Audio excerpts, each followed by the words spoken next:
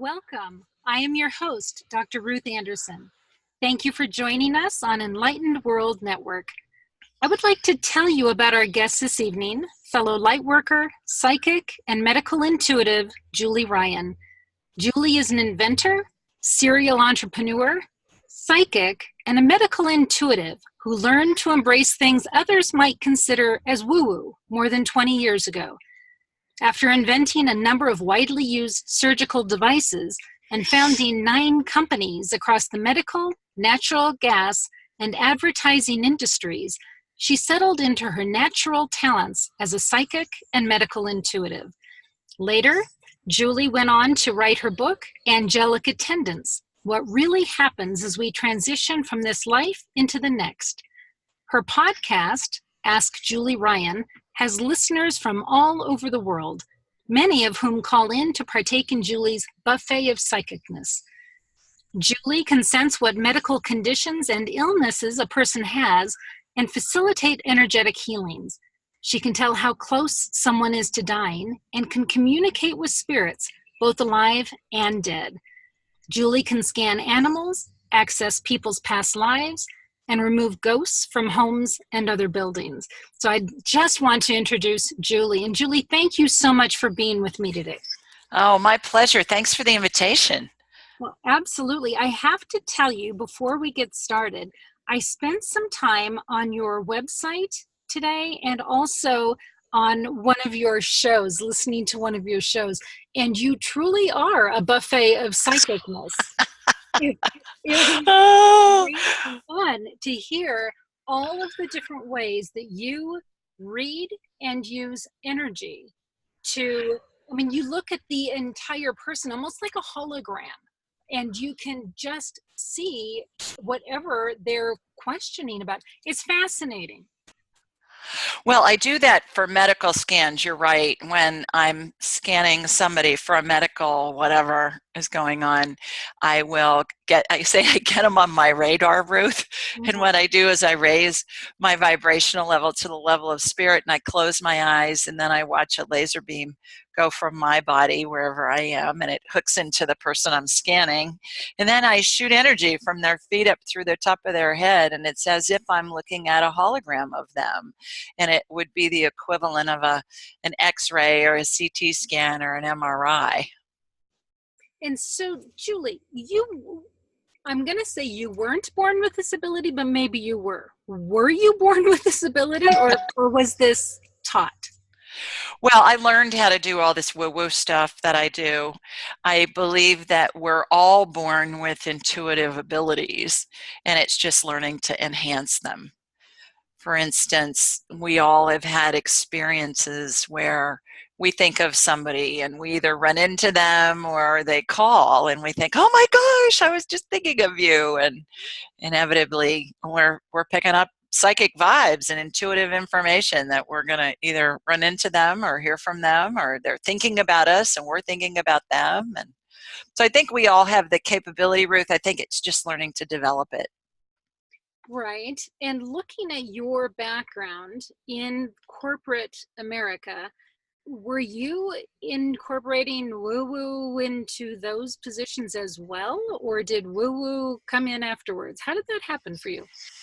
Woo-woo came in about, probably maybe 20 years into my career, I would say. And so was I incorporating my innate abilities as far as just to, I don't know, not necessarily psychic, but intuitive abilities? Absolutely. I think we all do when we make decisions. People will say, well, what's your gut feeling on that? And so I think that we do that, but certainly I was not utilizing energy to facilitate healings and to diagnose and to communicate with spirits in order to do those different business ventures that I did. No, I wasn't cognitively knowing that I was doing it. Let me put it that way. I wasn't cognizant of it if I was doing it. Sure. So was there a moment in time or a series of moments that you went, aha, there's more to this life than what I've been experiencing?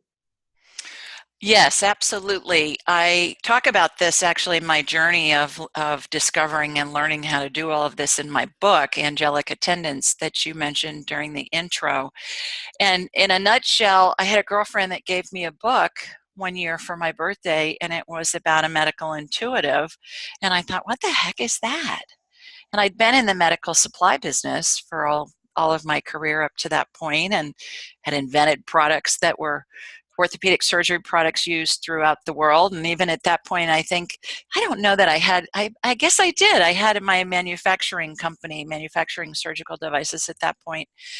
And I was interested, so I read that book, and then I thought, well, I'm going to see what else is out there, if anything else exists. And back then, Ruth, it was before the internet, and certainly way before Amazon. And I did it the old-fashioned way. I went to a bookstore to see what was available, and found a book called Hands of Light that was written by a former NASA physicist who parlayed very elaborate quantum physics theorems and theories and information into palatable material that somebody who was a non-scientific minded person like me could understand. And I read that, and after reading that, I was interested to know more, and I called her school. She had a school at the time on Long Island, and I called her school and I said, is there anybody in my area that's a graduate who is perhaps teaching this stuff? And they said, yes, luck would have it, there is. And so that's how I met my mentor and teacher and dear friend, Susan Crumpton, in Nashville. And I was living in Nashville at the time, and for 25 years we've been very close, and I still go see her about once a quarter because I laugh. I say I zap on people all over the world, Ruth, and she's the only one that zaps on me. Oh, sure. You need someone as well. Right. Of course. So the name Carolyn Mace comes to mind. Right. Right. So was she instrumental in your learning, or one of the few that comes to my mind as far as medical intuitives? She was the first, her book, Anatomy of the Spirit, was the first one that I read. And then it got me interested to learn more. And that's when I read Barbara Brennan's book. And I really resonated with Barbara Brennan's book because it was more, not only scientifically based, but also more hands-on. Whereas Carolyn does amazing things, but she's more in the ethers. She's more in the a little more esoteric, philosophical, theological kind of a realm, and I was more of a hands-on kind of a. All right, so what can we do? How can we do it? What is this? How can this facilitate healing? How can this complement Western medicine as we know it? Right. So I would imagine that you're probably pretty careful when you're working with somebody in a medical condition, because I would imagine it puts you in a precarious place to say, now I know you're healed, so like forget your doctor's appointment today, you don't need it, kind of thing. Is that kind of tricky for you?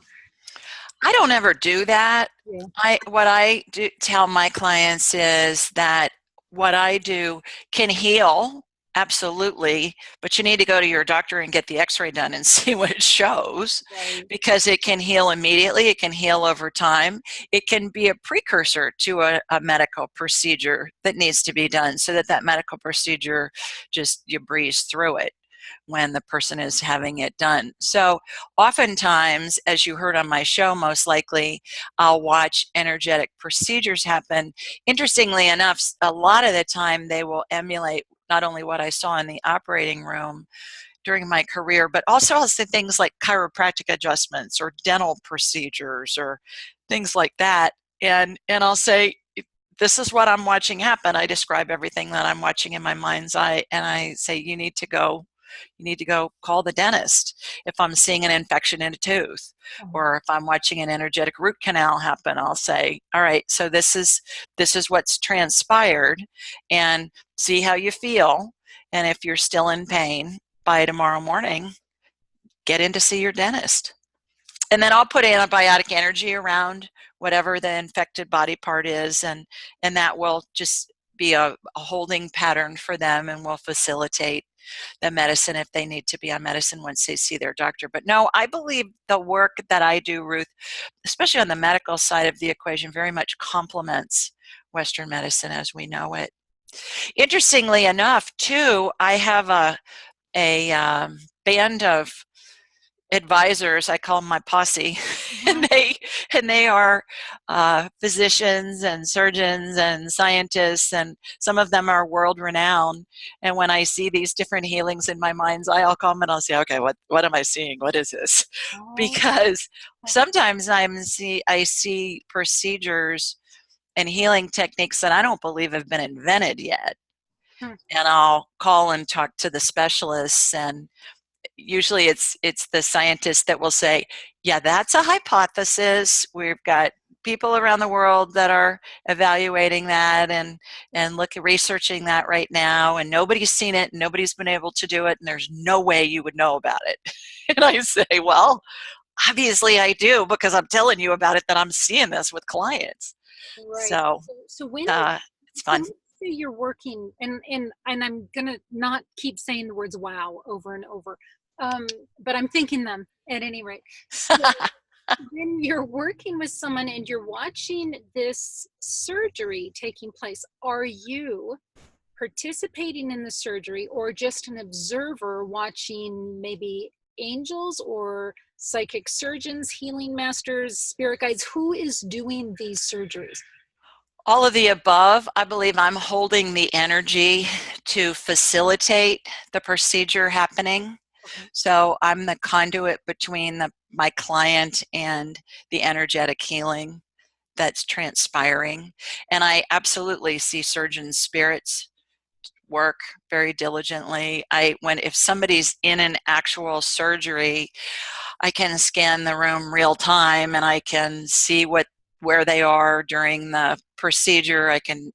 If you wanted to know, I could tell you what the instruments are they're using and what the devices are, and that's where my background comes in handy. I can normally read the anesthesia equipment and tell how their blood gases are and their oxygen levels and all that jazz.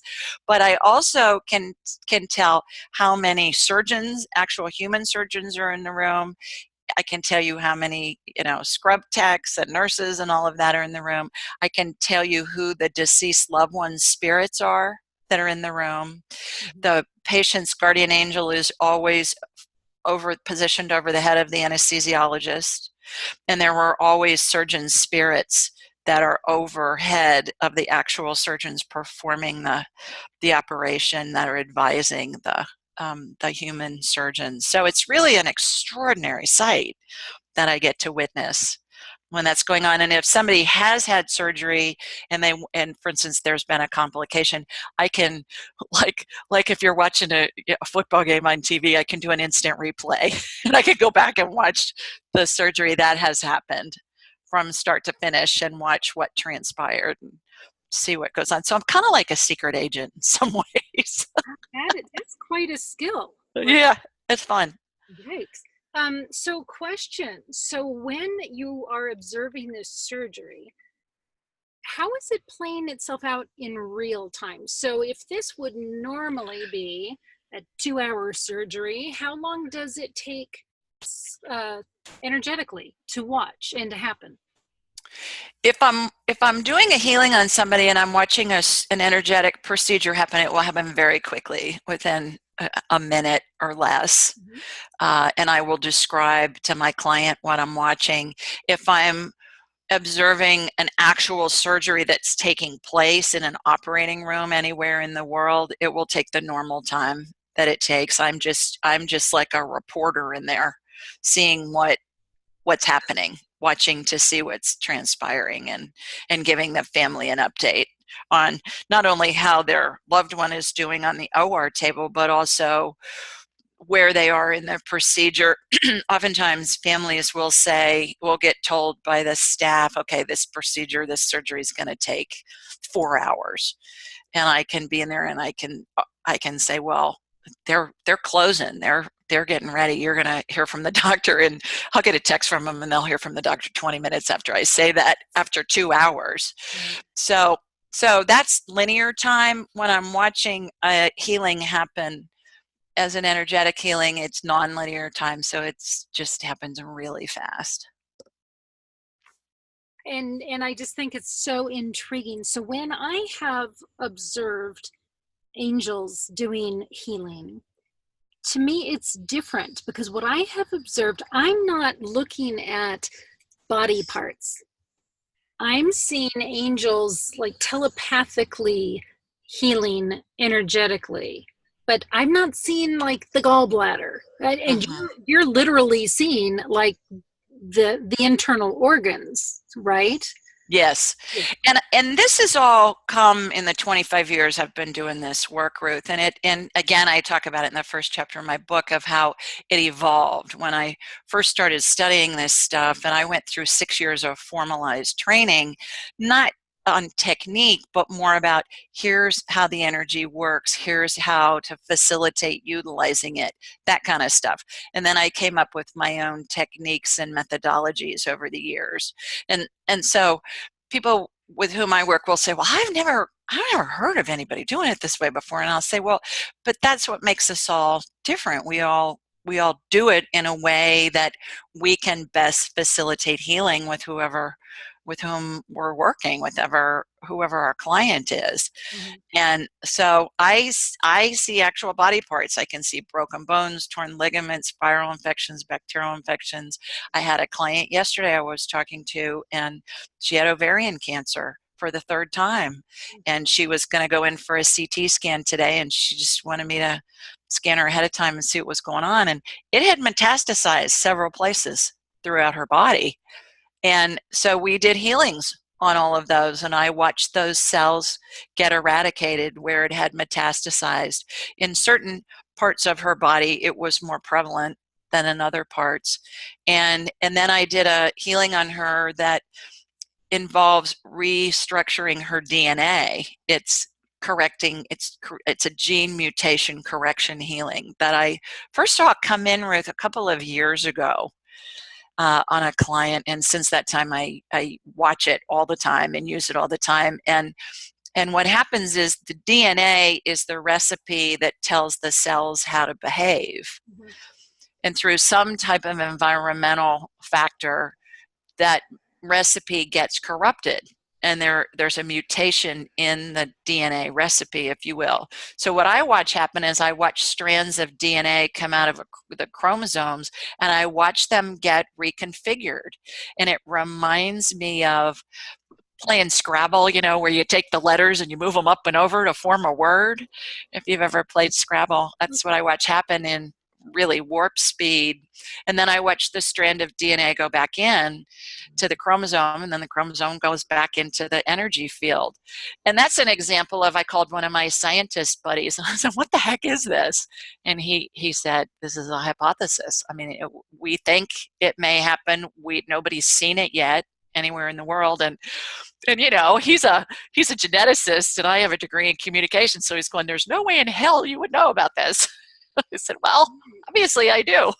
So it's fascinating for me to be able to watch these healings, and it appeals not only to my insatiable sense of curiosity, but also to my inventor brain of, I watch procedures and devices get used in healings that I don't think have been invented or discovered yet. I just think that if the government knew about you, they would want to clone you.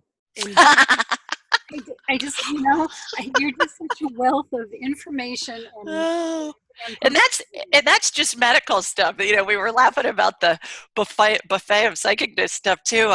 When I work with pets, if there's a medical condition, I had a client whose horse back rear leg, its knee, whatever you call horse's knee, body part, I don't know what it is, and I I said, well, he's got the equivalent of a torn meniscus. So I watched a healing on it. I said, you need to take him in, and they need to scope his leg, and they'll fix it. It's no big deal.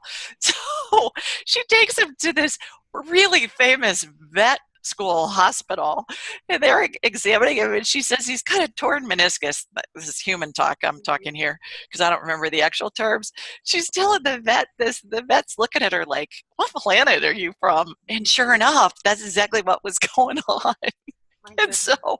so I can communicate with pets and see medical stuff. We can if there are behavior issues, we can deal with that. I could tell how close to death a pet is. I could tell how close to death a human is. We can do, as you mentioned, past life stuff and spirit guide stuff and talk to deceased loved ones. And it's really fun.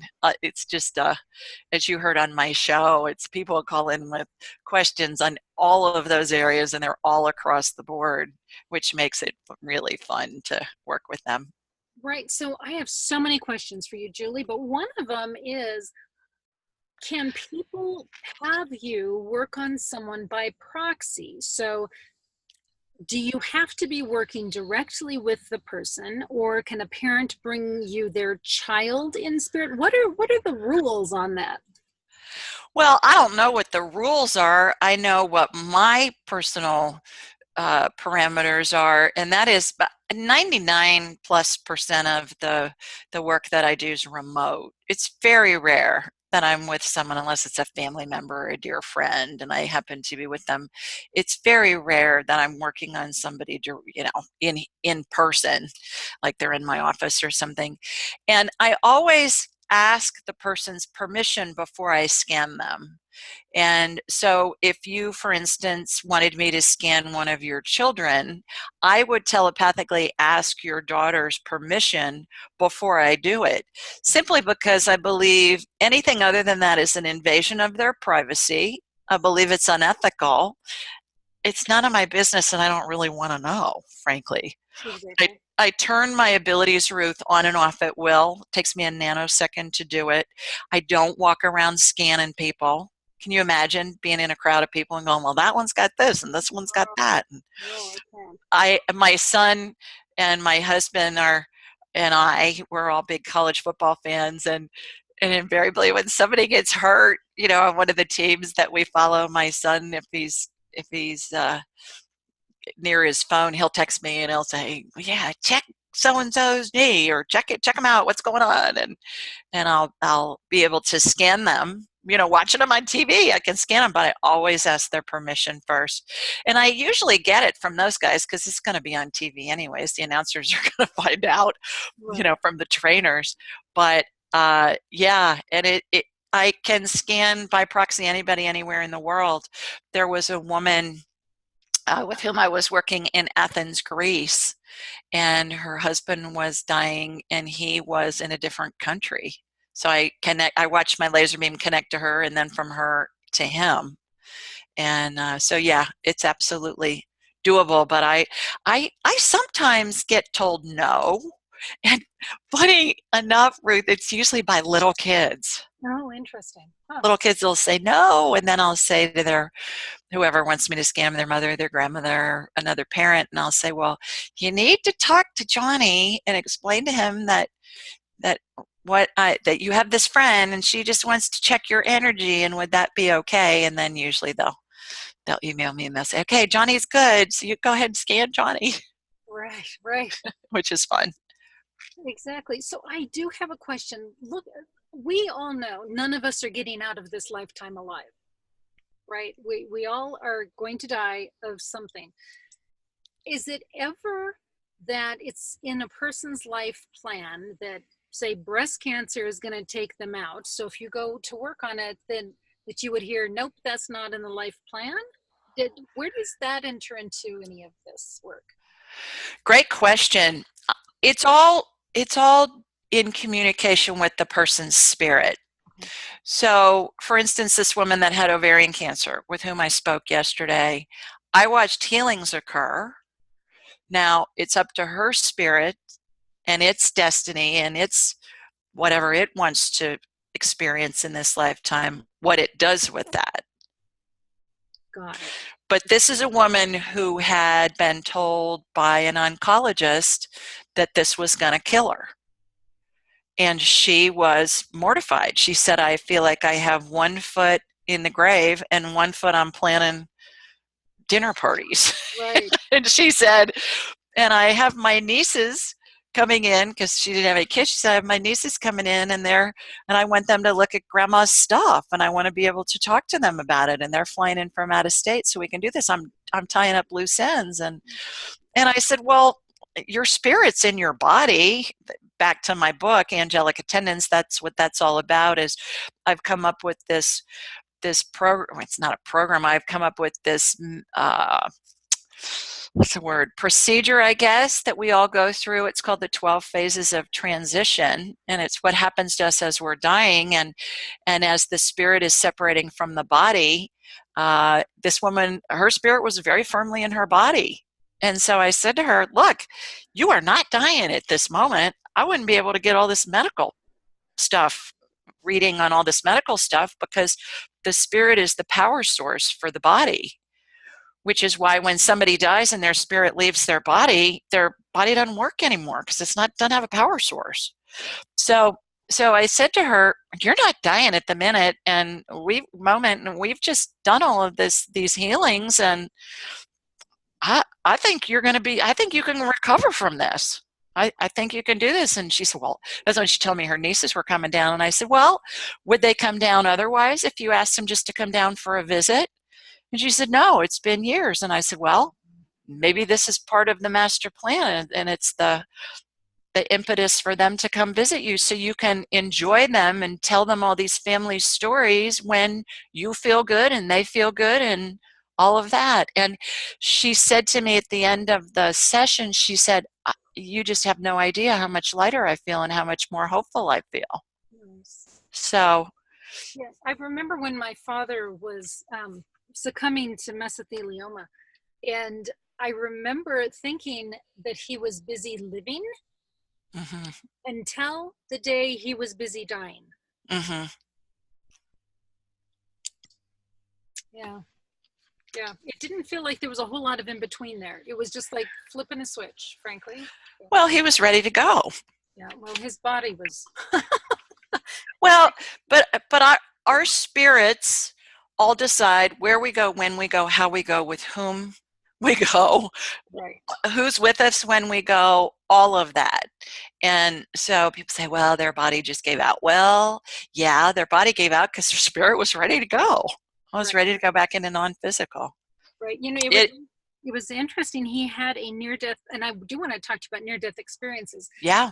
He had a near-death, what I would call, I'm not sure you would call it that, but what I would call a near-death experience.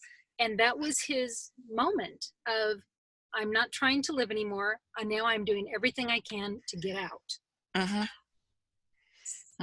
So can you talk about near-death experiences? I know that's one of the areas you pontificate on.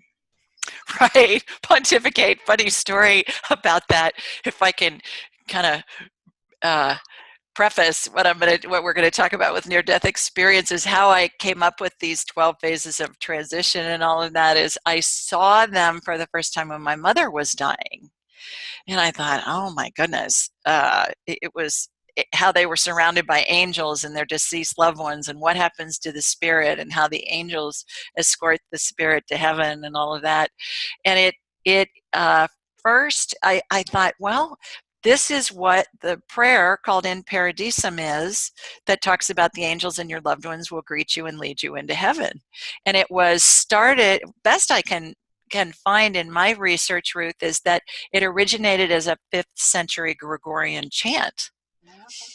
And so I have to believe that the monks, and certainly people before them, but the monks that wrote this chant, they were seeing what I saw. And I talk about that in the book along with lots of other stories. But one day I was at my mentor's office, and she was doing a healing on me, and my deceased loved ones are always in the room, and then my spirit guides, and this dead pope showed up, the spirit of a dead pope. And I thought, and he had the hat on, the pope outfit, the staff, the whole 9 yards. And I said to him telepathically, who are you? And he said, I'm Clement. And I said, okay, there was a Pope Clement. And Susan, my mentor, could see him too. And we were kind of going, okay, this is going to be interesting. And he said, yeah, I was number 6. And I said, well, may I help you? And he said, yeah. He said, you need to educate the world about what happens when somebody dies. Because everybody's so afraid, and I'm paraphrasing here, everybody's so afraid of death that there's nothing to fear. It's glorious. And you need to educate the world about what you know is the truth. And I said to him, no, you don't understand. I'm a businesswoman. I'm not going to put myself out there. I'm not interested in that. And he laughed and he said, yeah, well, okay, the sooner you get on with it, the better off you're going to be and everybody else is going to be and your life's going to be. So when I left, I got on my phone and I thought, I'm just going to Google this guy and see if he existed. Well, Ruth, Pope Clement VI was in office during the bubonic plague when 2/3 of Europe died. And he's best known for his prayers for the dying and his prayers for the dead. Wow. And I thought, I can't make this stuff up. No. I mean, I never heard of a Pope Clement before. And so I'm laughing when that's the long story of when you said, pontificate on this.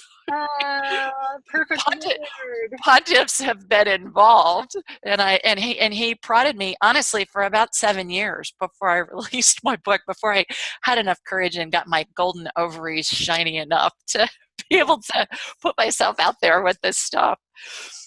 That what a funny phrase. Yeah, but to your question, back to your question after I digress there, near-death experiences are absolutely real. There's so much research on them, and there's so many similarities of what people experience across all walks of life, all socioeconomic, categories, all cultures. It's really fascinating. And they correlate with what I see in the 12 phases of transition. So I'm looking right now at your 12 phases of transition. Right, on my website. Uh-huh. And what I'm wondering, how do these all take place with the spirit intact to the body, or are some of these once the spirit is actually left? No, if you, and to all of your listeners, you can get it, you can see this on my website, askjulieryan.com, under the 12 phases of transition. You can see graphics of what Ruth and I are talking about. The spirit exits the body through the top of the head, and it hangs onto the top of the head, and it looks like a cartoon bubble. Cartoon caption bubble where the words or the thoughts of a cartoon character are. And so the spirit, I don't believe the spirit is inside the body, Ruth. What I perceive is that the body's inside the spirit, but it's all holographic. Okay. And then it's contained in what I call the energy field membrane.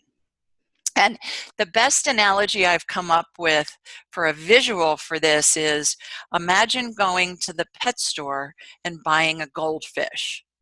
They're going to put it in a plastic bag of water in order for you to get it home.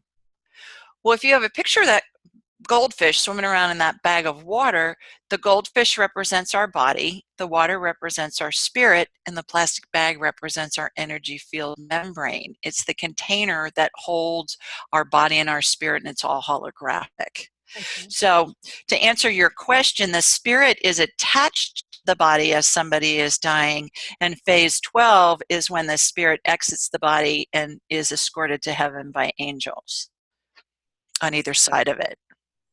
So when my father was a research scientist, like it just oozed from his pores. So it was no surprise that as he was passing away, he was telling us what he was experiencing. Right. And I remember it seemed like years, but it was probably just like an hour. But while he was passing, he was asking me questions because he was watching and he was thinking it was his spirit. And so now I'm curious based on what you were saying, but he was doing everything he could to birth his spirit away from his body. And it's like it's wrapped around my leg and I can't get it to let go. And so I'm curious if you would think that that's like that membrane, or what, if that was the spirit. What's your guess on that? Well, that's the spirit exiting the body, because it exits from the feet up through the top of the head, and then it holds on as somebody's dying. It holds on to the top of the head like this spirit bubble. And that's what people that talk about experiencing a near-death experience, they talk about going through a tunnel. Yes, and he did. He talked about about Yeah. and that's what they're experiencing as they're going through the body. And then the interesting part for me, and I saw this the first time when my mom was dying, is that in phase, in the middle of it, in about phase 5, is when angels show up on either side of the spirit bubble.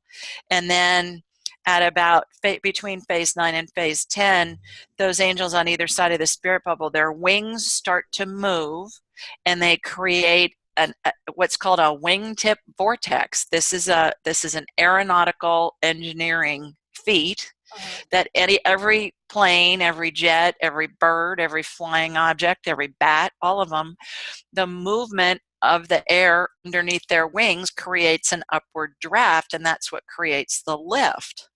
And I didn't know this until I researched it when I was writing my book. I thought, holy moly, there are pages of information on the wingtip vortex all over the internet.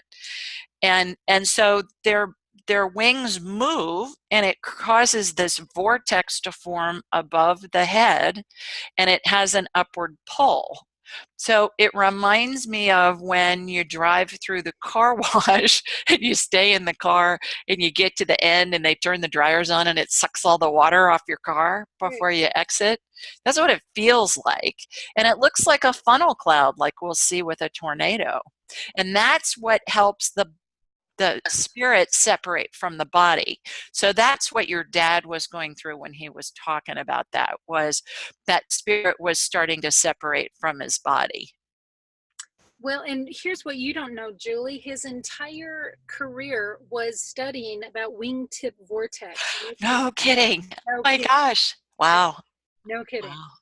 Well, the thing that prompted me to research that, Ruth, was the movement of the angels' wings. And these angels as I perceive them, are big. They're big old angels. They're 6 to 7 feet tall, and they got big old wings, and they're in white gowns with vanilla colored rope at their waist. Is that what angels really look like? Who knows? That's how they appear to me, so I can identify what they look like, because that's what I was taught what angels look like as a little kid. And so their wings move, but when they show up and they start moving in about phase 9, it's very slow and rhythmic, and it reminds me of a giant owl that's flying, and it's silent and it's just very rhythmic, but you can almost feel the drag that their wings moving is creating.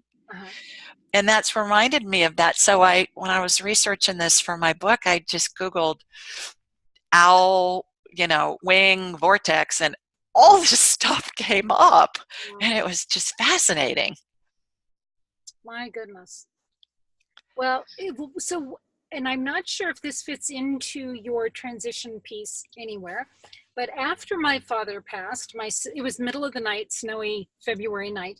My sister and I are staring out the window waiting for the coroner. And this was probably, I don't know, 20 minutes or so after my father passed. And I'm given this vision of my father walking in the spirit realm. He's already got his robe on, and he is surrounded by other beings and souls cheering him on. He's like, good job, Dad, you did it, So welcome home. Yeah, so is that anywhere in your phases of transition, or is that after all that? It is. If you look again at the graphics, and to your listeners, when they hear this, again, askjulieryan.com, these graphics are on there, and certainly I go into it in detail in my book.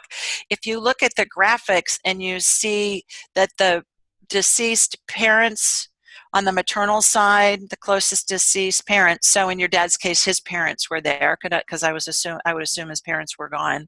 The mother spirit runs the show from the spirit world. It's really wild to watch. We think we're done with our kids once they're grown and gone. We're controlling things with our kids from the spirit world when they're dying. And if the mother is still alive, then it's the maternal grandmother. If she's still alive, then it's the maternal great-grandmother. It's always on the maternal line. And then the closest maternal father or grandfather or great grandfather is there to support. But then you can see on like about phase 6 is when other family and friends spirits show up. And then by the time somebody reaches the latter phase 10, 11, and 12, there's so many spirits that are there I call them the Welcome to Heaven Committee, Ruth. And there's so many of them there that they oftentimes look like dots on a horizon. I mean, there's just tens of thousands, if not more, there to meet them and greet them and lead them into paradise, just like the prayer says, the In Paradisum prayer talks about that. And the other thing that is fascinating to me, and animal lovers love to hear this, is every pet spirit that the person has had in their lifetime, every pet they've ever had, their little spirits are there too, and they're part of the Welcome to Heaven Committee. And so when somebody's dying, I'm saying, okay, there's a beagle and there's a collie and there's a horse and there's a whatever. And it's really fun when I see farm animals and I find out that grandma grew up on a farm and those were her pets. And I'm describing what the pets look like, because invariably the family can name all the animals that I'm seeing, which they love. It's very comforting for them. Well, I would imagine that you being able to talk to anybody whose family member is dying is a comfort. It is. And actually, in the book, again, in my book, the last part of the book, the third part of the book, is all stories of families with whom I've worked. And the stories are really heartwarming, Ruth. And so my book has become something that people give to loved ones when they have somebody who's dying, and also to people who've just lost somebody. And I will hear often that, oh my gosh, it just brought so much peace and comfort.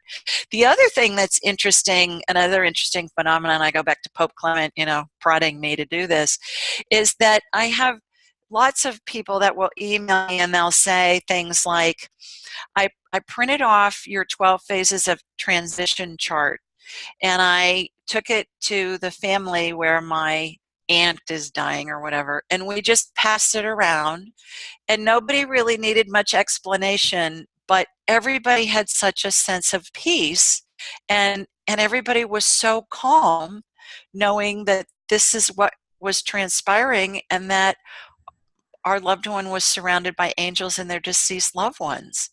And so it's been so fun to hear these stories, and heartwarming for me too, that these phases of transition and just knowing about them can bring comfort at a time when it's just so heart-wrenching for most families.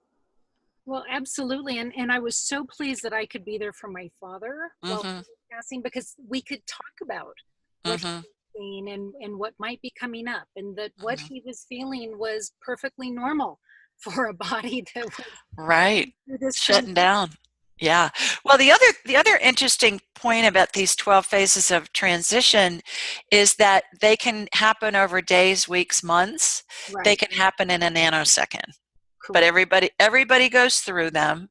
And I've had many people email me or call into my show and say, I got so much comfort from learning this material because my mom or whomever died, and nobody found her till a couple of days later, and she was by herself. Right.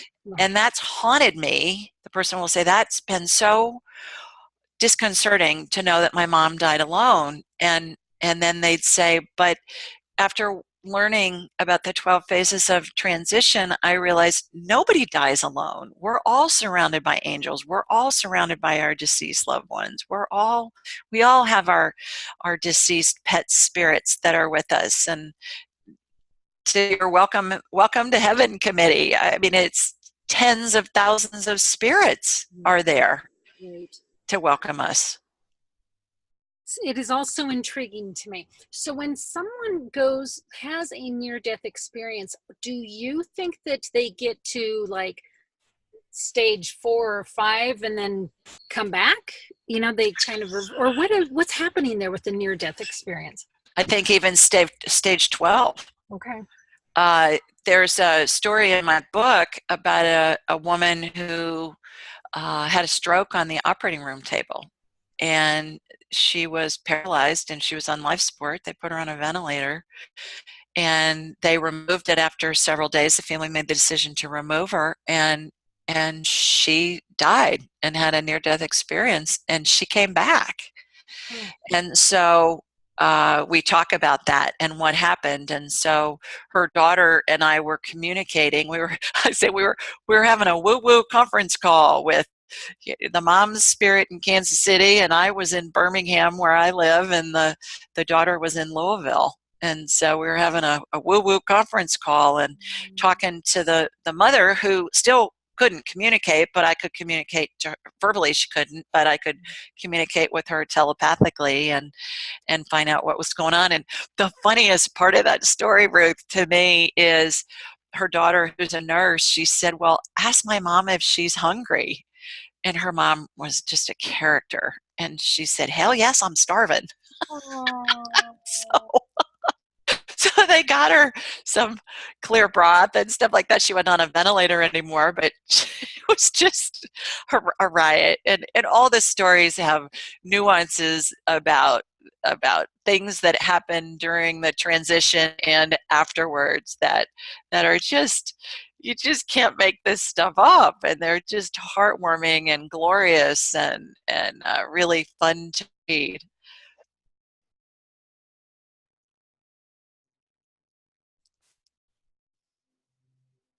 Julie, did we lose you? Yeah, nope, Okay, there we go. I'm here. Okay. Thought we lost you there for a minute. So, Julie, looking at life, you must have a very different perspective on life now that you know all of this about the ethereal realm and what happens when we die. How does this knowledge impact you? Great question. Gosh, I don't know that I've ever had anybody ask me that before. Let me think.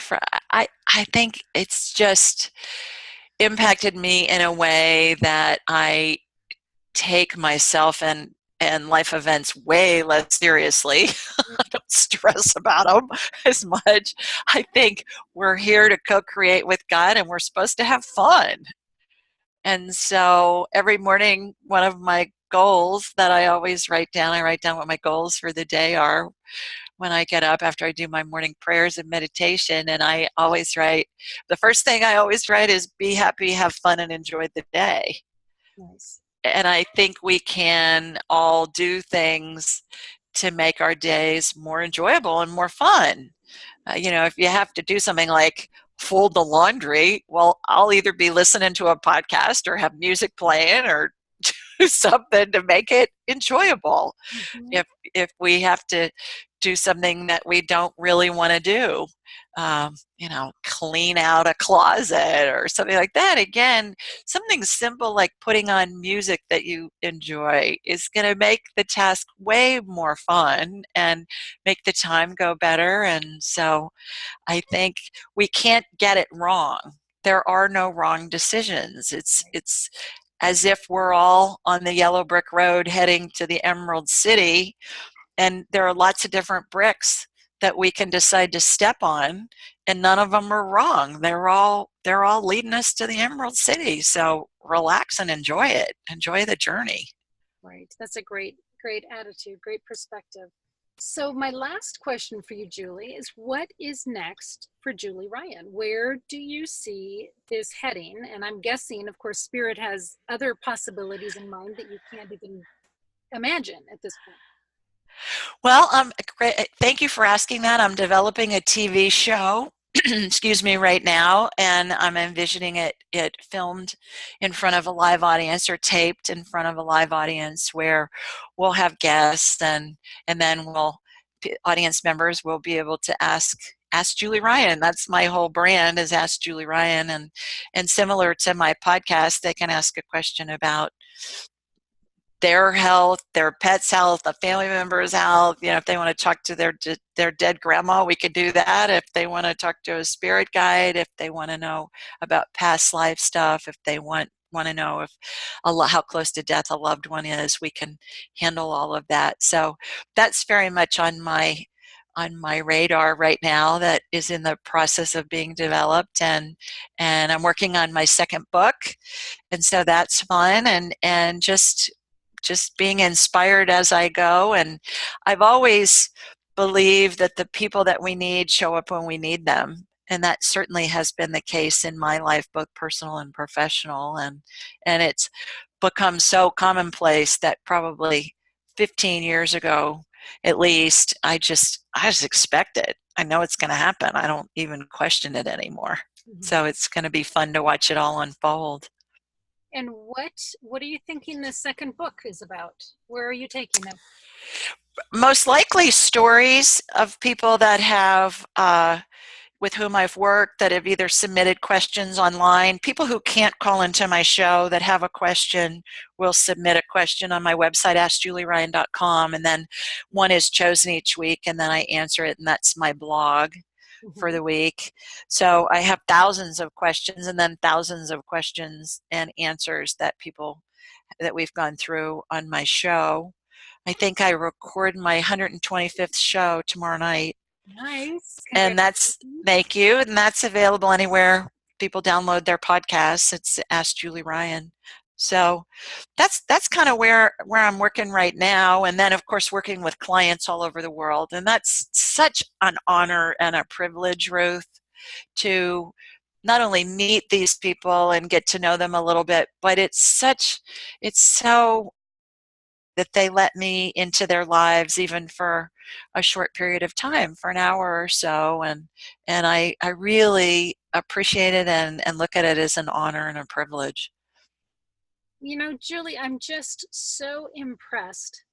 The words came to my mind that you have lived a life well lived. And I think, there was a piece of paying attention to what the earth thought perhaps you should be doing, and then you stopping and paying attention to what spirit thought you should be doing. It just feels like you've covered all your bases. Oh, well, thanks. Being a serial entrepreneur, Ruth, I just look at this as my newest adventure. Oh, it's yeah, I've always been led into all these. I had companies in 5 different industries that are not related. And people say, well, how did that work? And I say, well, I was just interested in it, and then I just explored it, and one thing led to another, and that's where I am with this. But certainly my experiences have been paving the way for me to have at least an understanding of what's happening in the healings that I see in my mind's eye when I'm working with clients, to help facilitate them healing in whatever form that's going to take place. Very exciting. It's also exciting. So, Julie, I'm going to have to say goodbye. Thank you so much for the time today. And for our listeners, if you would like more information about Julie, please check out www.askjulieryan.com. And also check out the Ask Julie Ryan show. I promise you will have fun with it, because Julie is so warm and engaging on her shows. And I think you're going to learn a lot. So, Julie, thank you so much. Oh, my pleasure. Thanks for having me. Okay. And to our listeners, then, I would say good night and God bless, and look forward to meeting with you all again. Take care.